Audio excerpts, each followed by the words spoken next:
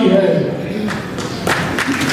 ये 15 साल पहले बैरिस्टर असदुद्दीन ओवैसी साहब ने कहा था, आज मैं बैरिस्टर असदुद्दीन ओवैसी साहब की ज़बान से सुनी बात आप तक पहुंचा रहा हूँ कि आने वाले वक्त के अंदर मजलिस-ए-इत्तेहाद-उल-मुस्लिमीन नांदेड़ के अंदर तमाम इलेक्शन लड़ने वाली है, चाहे व्यक्ति के हो, पंचायत समिति के हो, नगर पालिका के हो या महानगर पालिका के हो, ये तमाम इलेक्शन इंशाअल्लाह मजलिस इम्तियाज जलील साहब की, सैयद मोइन साहब की, फिरोज लाला साहब की क़यादत में इंशाअल्लाह लड़ेंगे। मैं नांदेड़ से एक अटैचमेंट महसूस करता हूँ, एक मोहब्बत महसूस करता हूँ। इसलिए मोहब्बत महसूस करता हूँ कि जैसे फिरोज लाला साहब ने कहा कि पूरे मुल्क का, इंडिया का गेटवे अगर मजलिस-ए-इत्तेहाद-उल-मुस्लिमीन के लिए कोई है तो नांदेड़ शहर है। अगर हैदराबाद के पुराने शहर की जमात हैदराबाद से निकलकर महाराष्ट्र तक, महाराष्ट्र से लेकर बिहार, यूपी, गुजरात, कर्नाटक और उनके दूसरे इलाकों तक पहुंची तो वो रास्ता नांदेड़ का था। नांदेड़ की यही जियादे थे जिन्होंने मजलिस-ए-इत्तेहाद-उल-मुस्लिमीन को 2011 में 11 नगर सेवक चुन के दिए थे और पूरे मुल्क को यह पैगाम दिया था कि सेक्युलर पार्टी थे जिन्होंने हमको लूटा, हमारे ऊपर जुल्म किया, हमारे बच्चों को जेलों में डाला, ऐसी सेक्युलर पार्टी को छोड़कर हम अपनी भी क़यादत खड़े कर सकते हैं। ये पैगाम अगर किसी ने मुल्क को दिया था तो वो सबसे पहला पैगाम नांदेड़ के शहर से मेरे यही गरीब नौजवानों ने दिया था। नांदेड़ के अंदर पिछले कई वर्ष से मेरी कोशिश थी, मैं मिर्जा अफजल बेग साहब से भी बातचीत करता रहता था, फिरोज लाला साहब से भी बातचीत करता रहता था, मोइन साहब से भी मैं मशवरा करता था कि बताइए किस तरीके से हम लोग नांदेड़ के अंदर वही माहौल बना सकते हैं जो 2011 में हुआ करता था।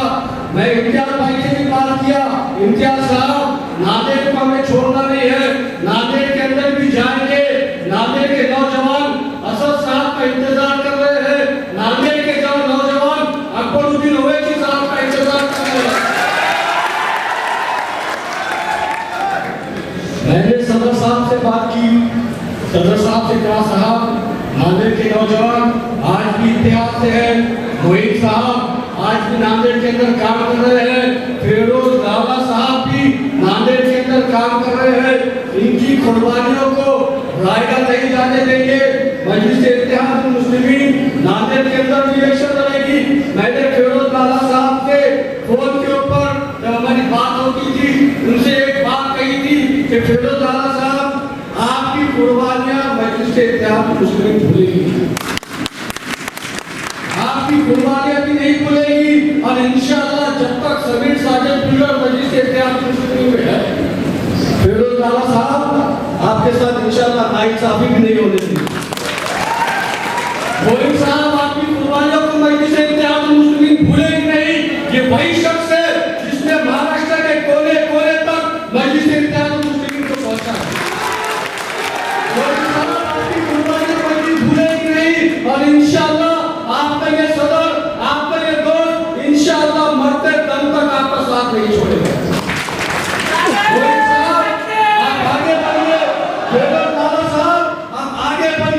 जमात के लिए कोशिशें करिए, मेहनतें करिए। समीर साजिद बिल्डर आपसे वादा कर रहा है कि जल्द इम्तियाज जलील साहब को भी नांदेड़ बुलाएंगे, असदुद्दीन ओवैसी साहब को भी बुलाएंगे और मेरा हीरो, आपका हीरो अकबरुद्दीन ओवैसी साहब को भी इंशाअल्लाह लेना है। भोकर के ताल्लुक से हमारे जुनेद साहब ने तफसील में बात बताई। जुनेद भाई मैंने भी आपको कॉल किया था कि भोकर के अंदर भी आ रहा हूँ, तो नांदेड़ शहर ही नहीं, नांदेड़ के अलग अलग तालुकों के अंदर भी आ रहा है, तो मैं नांदेड़ डिस्ट्रिक्ट के तमाम जिम्मेदारों से ये कह रहा हूँ, मोइन साहब फिरोज लाला साहब के साथ बैठिए, मशवरा करिए, एक पूरा रूल बनाइए। इम्तियाज जलील साहब को सुबह 8 बजे मैं लेकर निकलूंगा, आप मशवरा करके रूल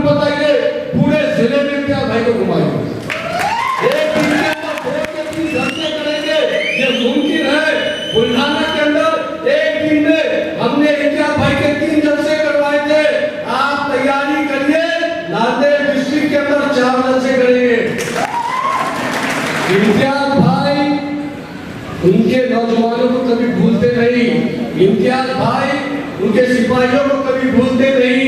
इम्तियाज भाई की अगर कोई क्वालिटी है तो वो यही है कि सेकेंड लाइन ऑफ लीडरशिप बनाना कोई लीडर जानता है तो वही ऐसा लीडर है।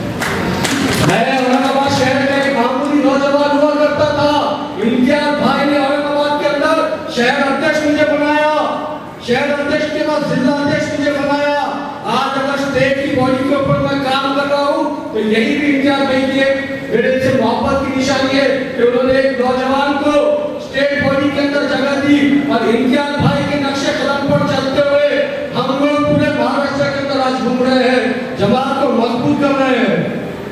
मेरी एक बात नांदेड़ के तमाम जिम्मेदार सुन ले, समझ ले, मैं मजलिस-ए-इत्तेहाद मुस्लिमीन का सबसे छोटा, सबसे मामूली सिपाही हूँ।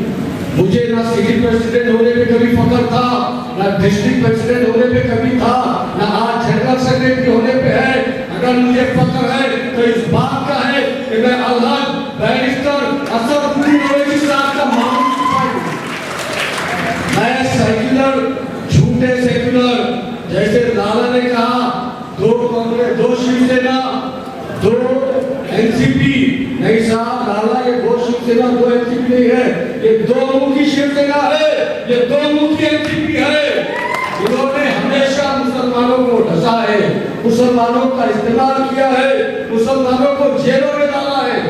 याद रखो नौजवानों, अगर आपका कोई हमदर्द है, आपका कोई कायद है तो वही एक शख्स है जिसने पूरे मुल्क के अंदर, हर गोशे के अंदर, हर स्टेट के अंदर, हर डिस्ट्रिक्ट के अंदर मुसलमानों के अंदर तब्दीली पैदा के रूप में यकीन दिलाया कि नहीं तुम भी अपनी लीडरशिप पैदा कर सकते हो। औरंगाबाद के अंदर हम लोग अलग अलग गोशों में काम करते हैं, चाहे मेडिकल फील्ड हो, चाहे म्युनिसिपल के ताल्लुक से काम हो, चाहे पुलिस स्टेशन के मामला हो, चाहे सेफ्टी के मामला हो, हर मामला के लिए एक अलग से टीम हमारी बनी हुई है।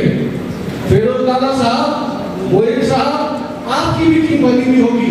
अगर ये टीम एक्टिव नहीं है साहब, इसको एक्टिव करने की जरूरत है। तमाम आपके जिम्मेदार उनको एक्टिव करने की जरूरत है।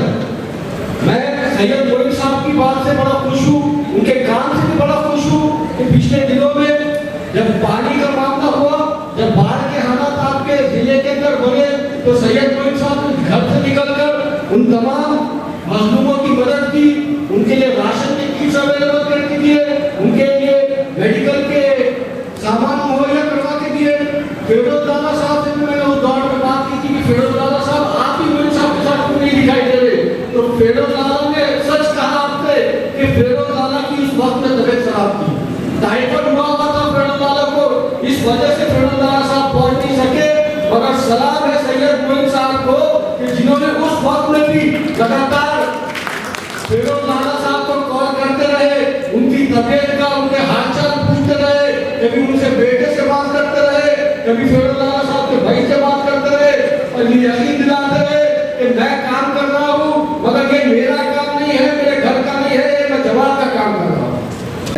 नांदेड़ डिस्ट्रिक्ट के तमाम जिम्मेदारों को ये बात, ये पैगाम पहुंचा देना चाहता हूँ कि आप तमाम को फिरोज लाला साहब, सैयद मोइन साहब, ये दोनों की क़यादत के अंदर आपको काम करना है और इम्तियाज जलील साहब ये दोनों को गाइड करते रहेंगे, बैरिस्टर असदुद्दीन ओवैसी साहब गाइड करते रहेंगे और जब भी जरूरत पड़ेगी ये सिपाही भी ये दोनों के साथ इंशाअल्लाह कंधे से कंधा लगाकर खड़ा रहेगा। साहब मेरे लिए जो जमात के लिए सही है वही मेरे लिए सही है, जो जमात के लिए गलत है वो मेरे लिए भी गलत है। आने वाले वक्त के अंदर इलेक्शन होने वाले हैं, मैं आपको इस स्टेज के ऊपर से कह रहा हूँ, ना बैरिस्टर असदुद्दीन ओवैसी साहब को आपकी एक कॉलेज की जरूरत है, ना इम्तियाज जलील साहब को आपकी एक कॉलेज की जरूरत है, ना मोइन साहब को आपकी एक कॉलेज की जरूरत है, ना फिरोज लाला साहब को आपकी एक कॉलेज की जरूरत है। तमाम इलेक्शन मजलिस पूरी ईमानदारी से लड़ेगी और हकदार को उसका हक दिया जाएगा। एक पैसा लेने देने की जरूरत नहीं है, किसी को भी कह रहा टिकट के लिए किसी को एक गौरी देने की जरूरत नहीं है। कोई एक गौरी भी मांगता है, मेरा नंबर रखिए, मुझे फोन करिएगा। अगर कोई आपसे एक गौरी भी मांगता है तो उसका गिरेबान पकड़ने की ताकत अल्हम्दुलिल्लाह ये बिल्डअप में है। ईमानदारी से इलेक्शन लड़ेंगे, ईमानदारी से काम करेंगे, हकदार को उसका हक देंगे। पैराशूट उतारने की जरूरत नहीं है। फिरोजवाला साहब, हमारे जो जियाने पिछले 10-10, 12-12 साल से जमात के लिए खिदमतें कर रहे, उनको मौका दो। यही पहला मेरे कि हम तमाम आज आपके बीच में आए थे। आने वाले वक्त में इंशाअल्लाह एक 8 से 10 दिन के अंदर इम्तियाज जलील साहब भी नांदेड़ के अंदर आने वाले हैं। बिहार जाने से पहले बैठक करके देंगे इंशाअल्लाह नांदेड़ में आके। और बिहार के इलेक्शन के दौरान में मेरा सदर अलहज बैरिस्टर असदुद्दीन ओवैसी साहब आने ही वाले हैं। ये असद साहब के डायरेक्ट के अल्फाज है कि समीर आज जाइए, थोड़ा सा मामला सेट करिए। मोदी साहब ने तकरीबन मामले तो सेट कर लीजिए। मोदी साहब की खासियत है हर चीज बराबर से सेट कर दे, चाहे पार्टी का मामला हो, कैडर का मामला हो, तमाम मामला थे। मेरा सदर है सैयद मोइन। आज मैं जनरल सेक्रेटरी हूँ, मगर मैं वो वक्त नहीं भूला जब मैं आपकी ही तरह कतार में खड़ा होकर सैयद मोइन साहब की स्पीच को सुना करता था।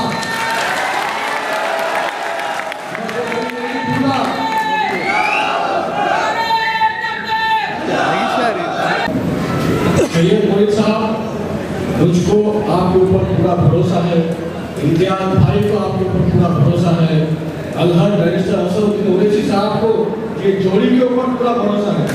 जब तक ये जोड़ी नांदेड़ के अंदर साथ में है तो इंशाअल्लाह नांदेड़ में कोई माइकल लाल हमको हरा नहीं सकता। आप तमाम ने हमारी बात को सुना, मैं इसके लिए आपको शुक्रगुजार हूँ। मैं सैयद मोइन साहब और फिरोजवाला साहब का शुक्रगुजार हूँ कि 3 दिन पहले मैंने उनसे कहा कि साहब ऐसा ऑर्डर आया है, नांदेड़ आना है। 3 दिन के अंदर मोइन साहब ने और फिरोजवाला साहब ने एक अच्छी कार्यकर्ता मेला यहाँ पर ऑर्गेनाइज कर दिया। मैं इसके लिए उनका दिल की गहराइयों से शुक्रगुजार हूँ। मैं मोइन साहब से रिक्वेस्ट करता चलूंगा कि मोइन साहब, आपने ये मजमा जमा किया, अब इस मजमे को भी संभालिएगा साहब। जिस तरीके से आपने 2012, 13, 14, 15, 16 में मजलिस-ए-इत्तेहाद मुस्लिमीन को संभाला था, उसी तरीके से दोबारा जमात को संभालिएगा। ना सिर्फ नांदेड़ के अंदर मगर पूरे महाराष्ट्र के अंदर भी आइएगा। पूरा महाराष्ट्र आपके इंतजार में साथ, पूरा महाराष्ट्र आपको सुनना चाहता है। नांदेड़ के अलावा आपको महाराष्ट्र में भी मेरे साथ आना है। यही पैगाम देने के हम सब आपके बीच में आए थे। मैं एक शेर कह के अपनी जगह ले लूंगा। ये शेर मैंने कभी इम्तियाज जलील साहब की ज़बानी सुना था। हम भी इम्तियाज भाई की शेर है। बोलना सिखाया किसने? अपने शेर ने। झपटना किसने सिखाया? अपने शेर ने।